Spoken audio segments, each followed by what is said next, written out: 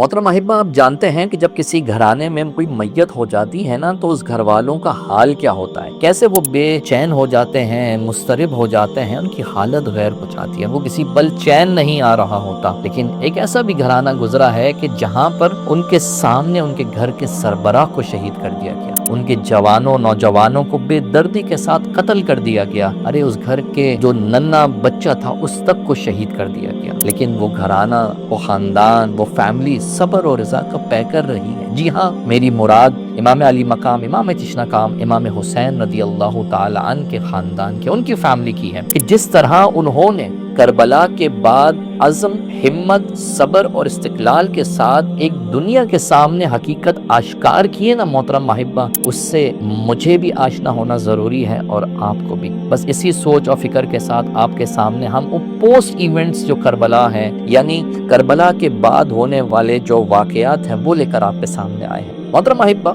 जब आपको मालूम है कि इमाम हुसैन रदी अल्लाह ताला अन्हु को शहीद कर दिया गया, तो शहादत के बाद ये तो दिलेर हो गए। यजीदी जो फौज थे ये समझ रहे थे कि शायद हमने जो अपना मार्का था वो जीत लिया और हम जो है वो फातेह हो गए। तो ये जब अपने पैराहन हैं वो उतार देते हैं, तो ये उन पाक खैमों की तरफ बढ़ते हैं जहाँ पे मसूरात मौजूद हैं, जहाँ पे नेक बीबियाँ मौजूद हैं, और वहाँ पर बिल्कुल दिलेरी के साथ अंदर दाखिल होते हैं। जब अंदर ये दाखिल होने की कोशिश करते हैं तो वहाँ पर एक किरदार जो हमें बड़ा ही खूबसूरत नजर आता है, वो जनाब सैयदा ज़ैनब रदी अल्लाह ताला अन्हा का। ये वो सैयदा ज़ैनब हैं कि जिनको अगर मैं सानिए हुसैन करार दूं इस वाक़या करबला के बाद तो बेजा ना होगा। किस तरह मिशन हुसैन को आपने दुनिया तक पहुंचाया और ये बात पूरी रहती दुनिया तक के लिए वाज़े और आश्कार कर दी कि हक जो है वो हुसैन के साथ है और जो बातें हैं उस पर यजीद था। जनाब इमाम हुसैन रदी अल्लाह ताला अन्हु की ये हमशीरा जनाब सैयदा